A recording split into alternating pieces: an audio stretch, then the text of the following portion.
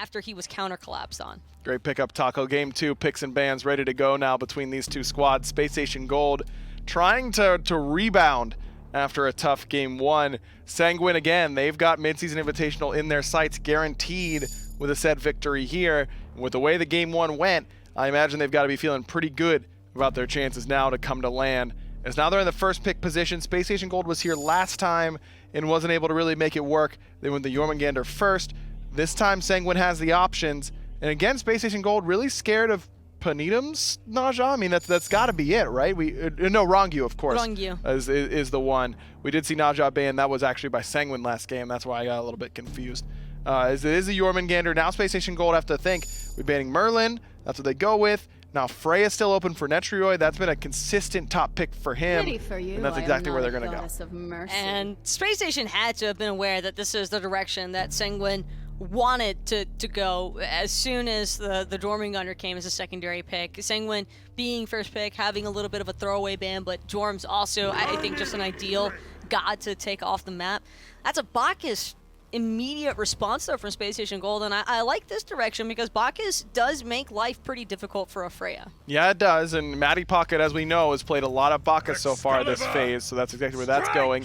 Uzzy gets the King Arthur as well, so you've got a couple pretty strong selections here for Space Station Gold, at least in a comfort pick for Matty, and then King Arthur for Uzzy. But Sanguine has plenty of options on the table still. Fafnir immediately locked in by Ronngyu. This is a pick that he likes quite a bit. And now they could go with something more auto-attack focused in the mid lane. Poseidon actually makes some sense here to me because that does synergize with Coerce pretty decently. But the draft is still completely wide open here for Sanguine. Still some possibilities, I think, for a double Hunter composition, even to just be debuted outright. But the Camazotz, a pretty traditional response nowadays to King Arthur, just trying to match sustain for sustain, really seems to be the game plan for Jarcorrr.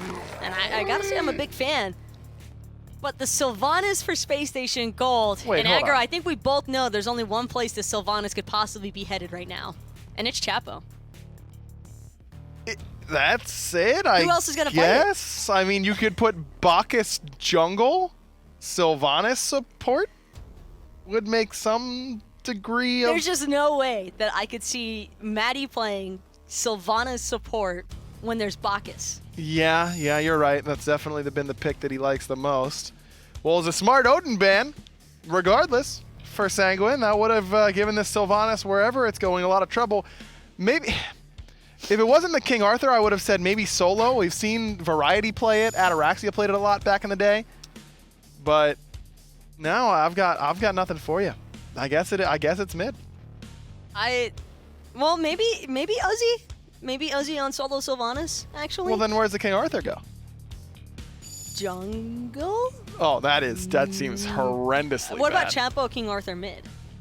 Could be King Arthur ADC as well. Oh, I think the last thing I'd want to see is Oswaald try to play some King Arthur, man. Yeah, he had a rough time last game. Maybe you want to stick him with the traditional stuff. AMC does very little to get us towards what we expect, though that normally we'd say, oh, easy, ADC pick. Could be in the mid lane as well.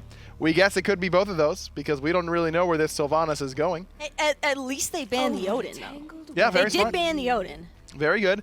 Panitom's going to take the Arachne, something that he likes quite a bit. Synergizes beautifully with the Fafnir Coerce. Sanguine clearly not dissuaded or phased by what Space Station Gold is doing on the other side. Sticking with their game plan. It is going to be double ADC, though it's going to be double magical ADC in the Chronos there. I mean, this is a heavy auto-attack based comp, and Space Station Gold have something else going on that we don't really know. They're really tanky. They're super tanky right now. It's a lot of healing. With the Guan Yu, but actually, Guan Yu jungle then? Well, yeah, Guan jungle. No. Bacchus ADC. Where's the AMC going? No, I'm just trolling with that one, I'll admit. It's got to be Sylvanus mid, right? It's the only thing that makes any sense, if that counts as making sense. Magical ADCs don't build anti-heal that well, traditionally. Maybe. We'll see. Space Station Gold coming at us with something here in Game 2. Let's find out what it is. throw it over to Finch and Tully. I know what it is. It's the thick boy squad for Space Station going up against Sanguine here in game number 2. I mean, who do you kill on this team except for the Muzen Cobb? It's Bacchus, Guan, Arthur, and the Sylvanus. And it is Sylvanus in the middle lane. I thought this made sense, but then you said it's Chapo, and I agreed it didn't seem right. As now Panitom's in trouble. They're hunting for him here in the jungle. Wait a second. But they can't lock him down. Why did Mask go for his 1 when he could have just went for the 2? The Blink root play was so sick from Chapo. That was good, yes. No follow-up CC afterwards. Damage is not damage and CC. Right, yeah, you need more control. The Like damage will come. you have a little bit of damage on your 2. Like, granted, you're not going to clear your speed buff with your 2, but Mask missed a kill opportunity there. For And sure. the thing is, it's not as even if they got like a beads or anything out of that situation, right? Yeah. Because Panitom didn't even have it. All they did was use Chapo's mid-lane Sylvanus blink. So now Sanguine have a very difficult task, which is trying to respond to this because it's clearly not traditional. It's so hard to know what they're going to do. Really unfortunate because Mattypocket wasn't in range to do anything there. Like, didn't even have the range for the horrific emblem. So Panitom getting out of danger there allows him to still stay relevant though. Kind of switches up his start though. Mast in trouble, takes a ton of damage, but gets away from Panitom. Mattypocket joins the fray here in the middle lane. It's a 2v1 over in solo, a 1v1 in duo, and a 3v2 here in mid. Space Station Gold couldn't quite capitalize on it. I want to say that was Panitom who dropped the red as well, is that right? It feels that way. Is Netrioid trying to box into Oswaald in the 1v1 category. A lot of damage over time, forcing out the health and multi-potion as well. Netrioid trying to keep himself relevant up against Oswaald. A difficult matchup for Freya against the ability-based hunter. Even Mattypocket kind of waiting around the corner. Yeah, you got to completely give this one up too. All it takes is one flop from the Bacchus, then the honey, and you're slowed. It's just too much, so instead Netrioid stays far back like he has to as Matty comes back over to start soaking up some waves. But this is so odd, isn't it, from Space Station? I mean, what's the idea? Is it to be really aggressive early and catch Sanguine off guard? Is that what this comp's trying to do? It could be, but it's also for like self-sustain for Chapo, trying to get space control in team fights.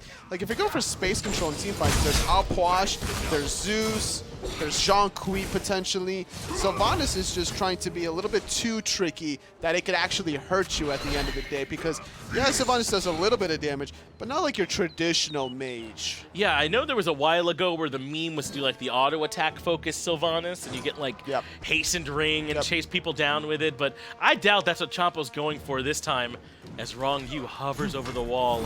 I doubt he's looking to jump in just yet. He's just soaking up experience, and if Chapo was gonna hug that side of the wall, then Ronngyu probably jumps over, looks for the stun, Sheento with the time stop follow-up, but instead, just gonna farm it up, maybe try to rotate to defend their own purple buff.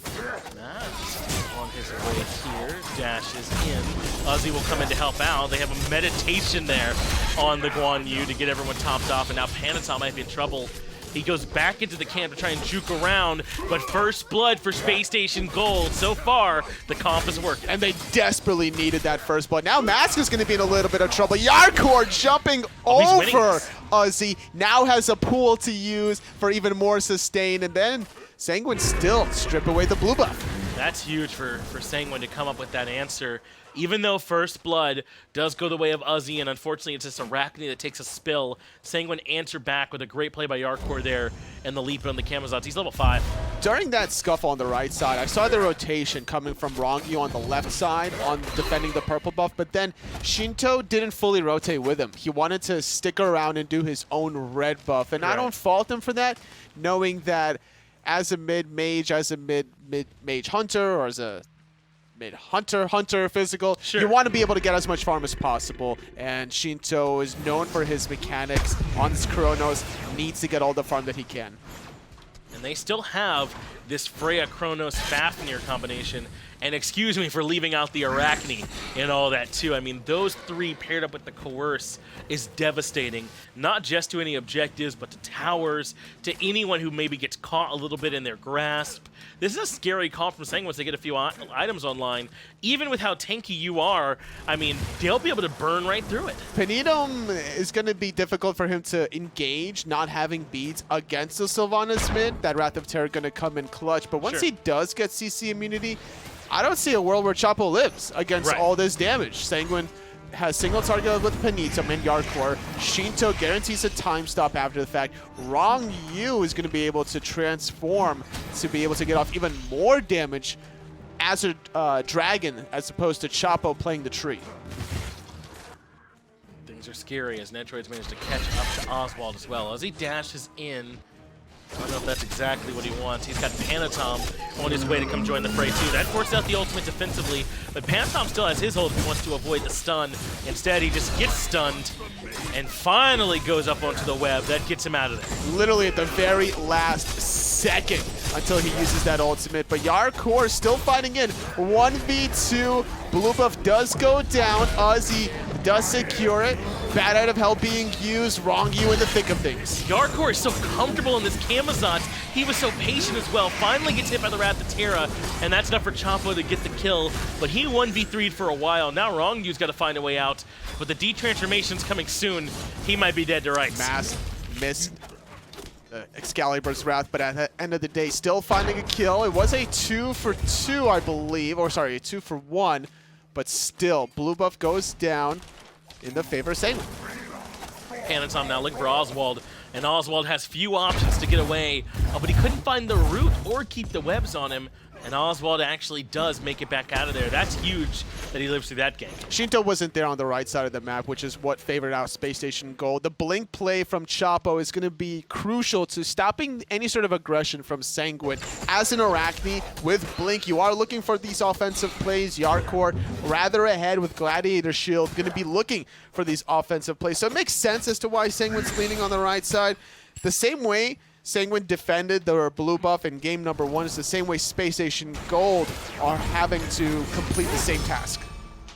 I like that you point out that Sheento's not rotating, though, because it feels almost like Sheento said, all right, with this nonsense, if I just build up my Chronos, there's no way we lose this game late game, right? Because I'll be a late game Chronos into 4 tanks, and I'll shred them. I faced Sheento's Chronos on numerous occasions in ranked. And once he gets in that late game, it is. Let me tell you one story. I'm ready. He disconnected from one of my games. I'm like, oh, we won this game. We dodged the bullet, thank God. Nah, but he comes back about a minute and a half, 2 minutes later. So like, okay, there's still some hope that we can at least abuse him. He ends the game at 13-0 and like 12 or something like that. Goodness gracious. Couldn't kill him. I wouldn't blame this guy for going into hyper farm mode here potentially and just trying to get this Chronos to a comfortable spot. Jarcorrr, though, is definitely in trouble as 3 members pursue him. Bat out of hell buys him some time. He comes back into the camp to all but guarantee his eventual demise here.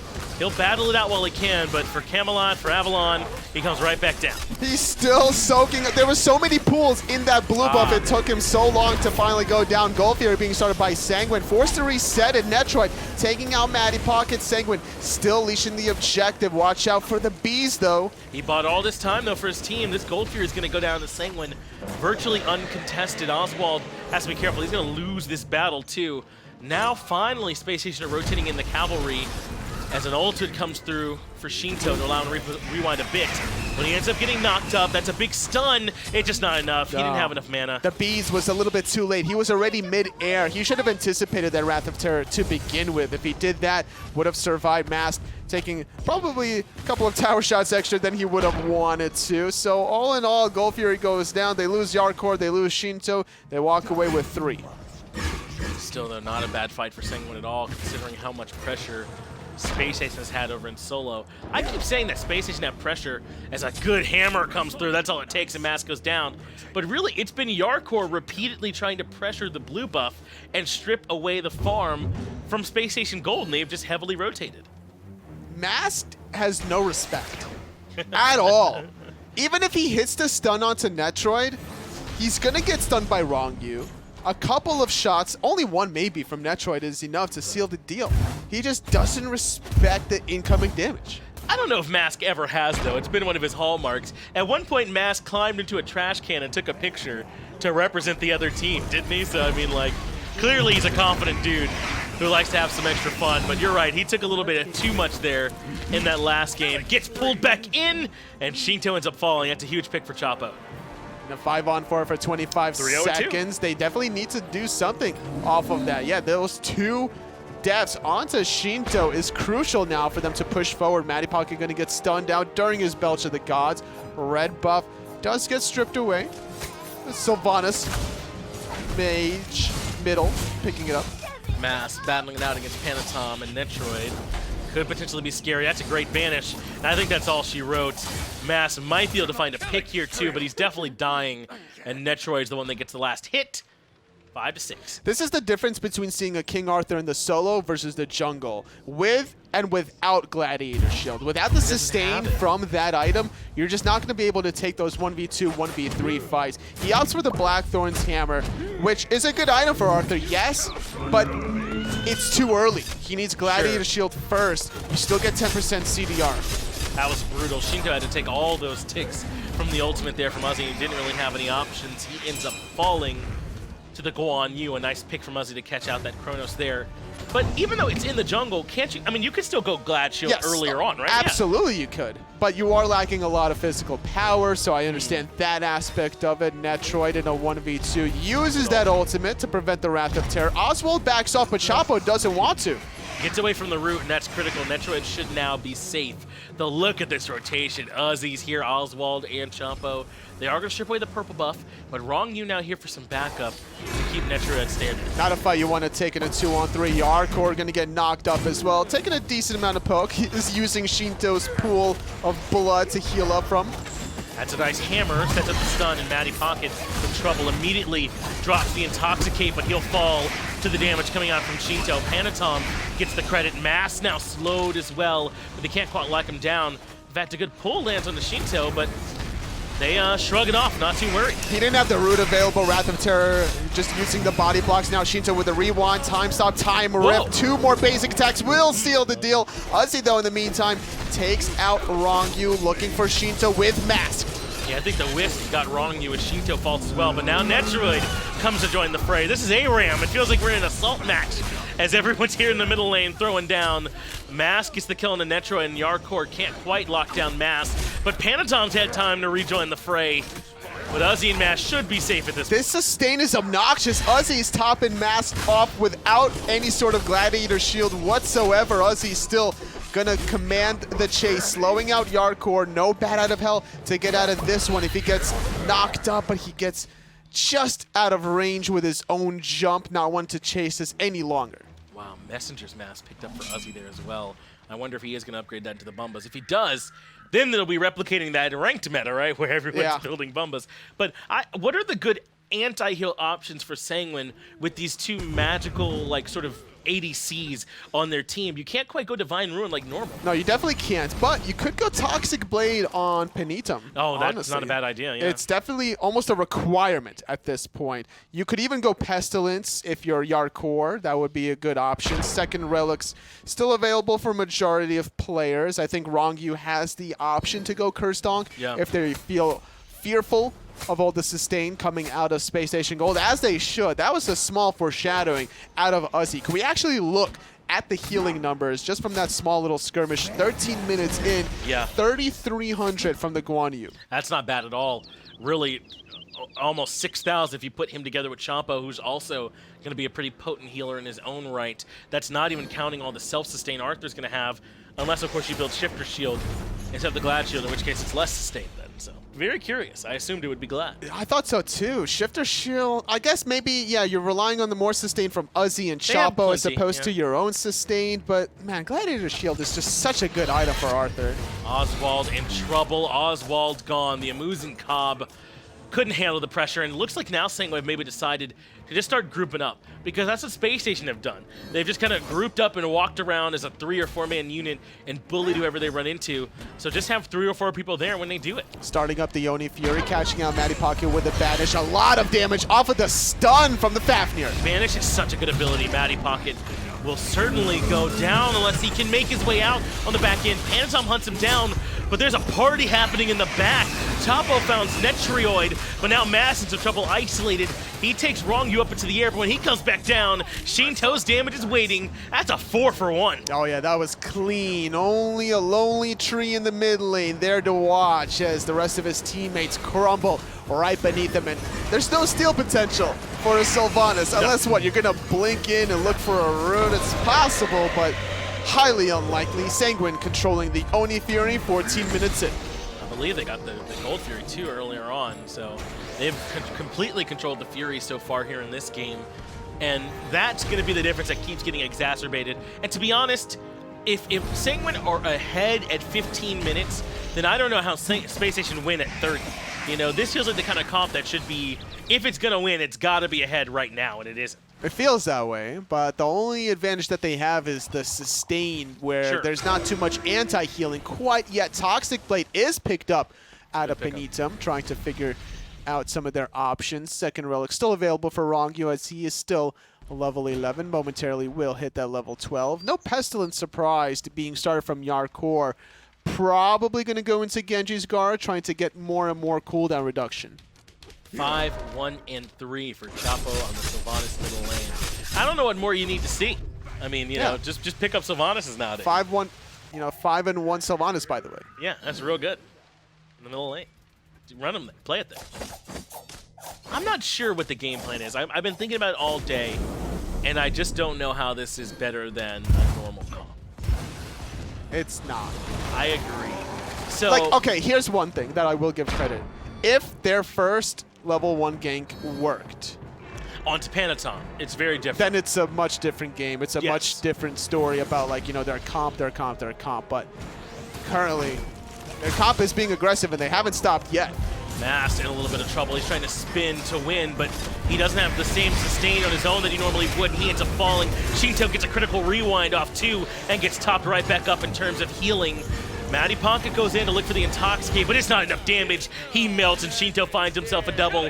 The rest of Space Station Gold got to go running for the hills. And look at the yellow brick road that's being laid down in the mid lane, slowing everyone from Space Station. No one from Sanguine can really capitalize off of it, but now in a 5-on-3, they're still interested in using this pincer maneuver. Sheento wrapping around behind, gonna force out a fight. Yeah, Jarcorrr comes in as well. The stun lands on Uzzy in the back line, and Netrioid knows that's his time to start raining in the damage, and Uzzy can't stand up to it. Got to make his way all the way back to the tower line. When Sanguine can group up for these 5v5s, it's so hard for Space Station to have enough damage. Oh, this sustain, though, is actually, they're winning this fight, Finch. 3-on-5. They're actually going to go in. Going to use that cooldown from Uzzy. Nice shell, keeping Netrioid alive, but the Wrath of Terror is even better. The Aegis bought a moment, but you're right. They're coming back in topped off. And now Sanguine are in some trouble. Ronngyu gets pulled back in, but has the underhanded tactics jump away. Uzzy was queued up the chase, but a great hammer buys himself some time, but Mats is not done yet. He's not done. He revived, and he wants blood. He wants vengeance and redemption. Tier 1 middle tower does ultimately crumble. Space Station Gold rewarded with 500 gold, but they're not done yet. They want an additional 15 in the tier 2. And this might be a little bit too much of a Space Station. I don't know if they can get it. In comes Jarcorrr. He immediately jumps right into the thick of it, but they're starting to melt him.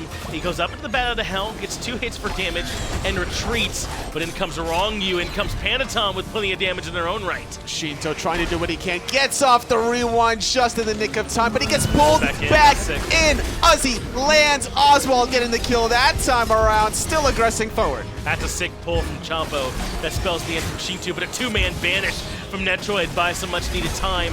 Panitom tries to find his way in, but now Space Station are a little bit too beefy. Sanguine can't cut through all the healing and tankiness to finish cleaning up any targets. Yeah, I think now is a good time to start worrying about anti-healing. Uzzy's healing 9,700. Chapo is healing 10.5 thousand healing, 20,000 collectively. And they are able to burn down this tower with Oswaald I thought for a moment they were going to consider it, but I don't know if they can end this game just yet. That's a huge, huge sequence for Space Station. I can't stress it enough that they were able to group up and get off all that healing and force down the Tier 1 and the Tier 2 and win those fights and even get the Phoenix. And now Jarcorr's in trouble. They waited for him in the jungle. Oh, gonna barely able to get up into the sky to prevent the Wrath of Terror, but once Uzzy lands, he gets stunned out. Jarcorrr healing up a little bit longer. Sanguine trying to do some guerrilla warfare, hiding on the left side. And I gotta go back to Sheento's idea of flanking in that 5-on-3 was a little bit too quick on the gun. If he allowed his frontliners to do the dirty work, and then he plays cleanup, he gets the guaranteed stun. Maybe that one pit could have guaranteed the Tier 2 tower, but because of his just over-eagerness, he loses the Tier 1 mid tower, Tier 2 mid tower, and even a Phoenix before the Fire Giant was taken 19 minutes in. Yeah, he gets there too soon. They could just turn around and hit him. You know, the idea with that flank is that if you come in late when they're focusing on Jarcorrr, you can just do free damage, but instead it was the other way around, and Jarcorrr couldn't complete it. Sheento, though, has tried to learn from that mistake. A hide of the urchin picked up, fourth item from him to try and get a whole bunch of tankiness in these next few fights. Still, though, they're low on anti-heal. Divine Ruin now for Netrioid. We already saw the Toxic Blade for Panitom. I just don't know if that's enough. I don't think so either. Jarcorrr gonna probably be building that Brawler Speed Stick, is what I'm expecting. I'm surprised Netrioid is the one that got Divine Ruin and not Sheento, because it works off of abilities better. And Sheento's Time Rift is such a short cooldown that you could just spam that every which way. You get 2 ticks of damage with Time Stop as well. And it's a little curious to me. I agree. I think it might have looked better on Sheento, but with that hide of the urchin, maybe he didn't have room. Though I imagine some dedicated pin wouldn't hurt for Sheento as he beads and immediately rewinds to get the heck on out of there. But a pull onto Ronngyu brings him right back into a bad part of town. This clumped up ball from Space Station can't be punished without a more dedicated AoE magical damage dealer. I like the fact that they're not even going for Fire Giant finish. They're just going to group up and use their own sustained. Panitom on the back line looking for a straggler. Matty moves in and drops down the Intoxicate. Uzzy gets stunned to Sheento, but I don't know if that's enough. Ronngyu transforms, and here comes the AoE coerce of the team. Even uses the Cursed Ankh, I think. This could be critical if they can move in while the healing's reduced. Still trying to make it happen so far. Ronngyu does become the first victim of this warfare. Sheento, no rewind, no relics, no life. Finch, I think Space Station Gaming, they might win this game. They've got a chance. This strategy's absolutely working for them. When they're grouped up, they're too tanky, there's too much healing. And Sanguine, I don't know if they've itemized correctly or fast enough. Not only is there not enough anti-heal, I just don't think there's enough pen in general to try and chew through this team. Brawler Speed Stick now completed from Jarcorrr, but this is too little too late. Space Station Gaming Gold want to win game number 2, extend this best of 3. Netrioid goes down, or not down, but he makes it back to the fountain. So now they'll come back up and try and push and keep them off the Titan, but it's too much damage. They can soak it all up. The Titan well below half with this composition. 4 tanks and an Muzen Cobb. Space Station Gold, get it done. Against Sanguine. What a turn of events. Wow. This sustained comp.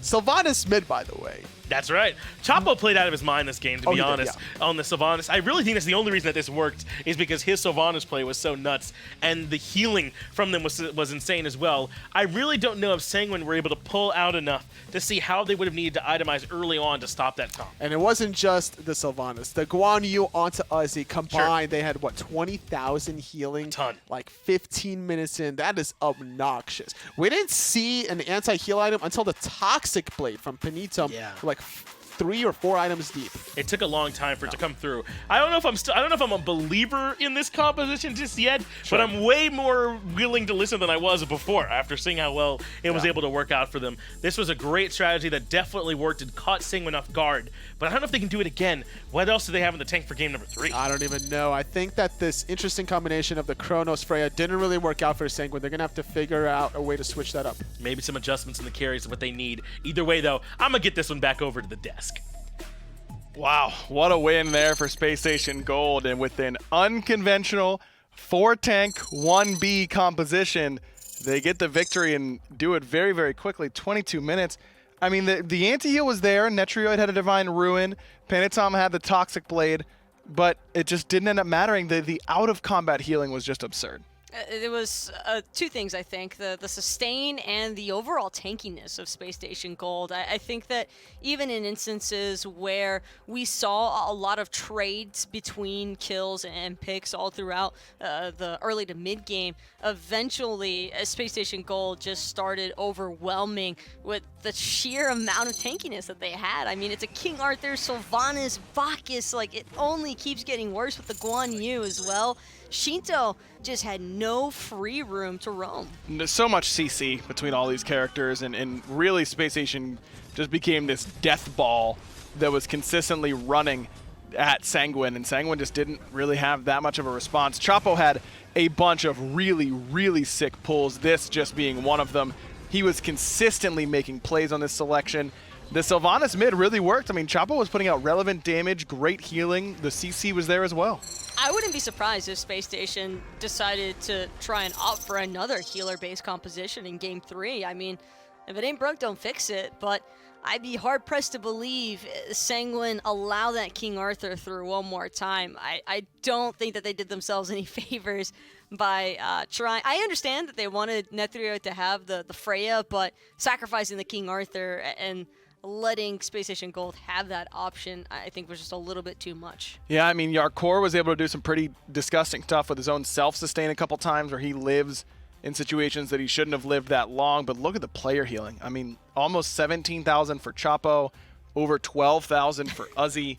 I mean, that's just more damage than most members of Sanguine did. You can't factor out the meditations either. I think yeah, that the big meditation, 1K. the double med was an interesting run. Look, should Sanguine have won a game with this composition? Probably not.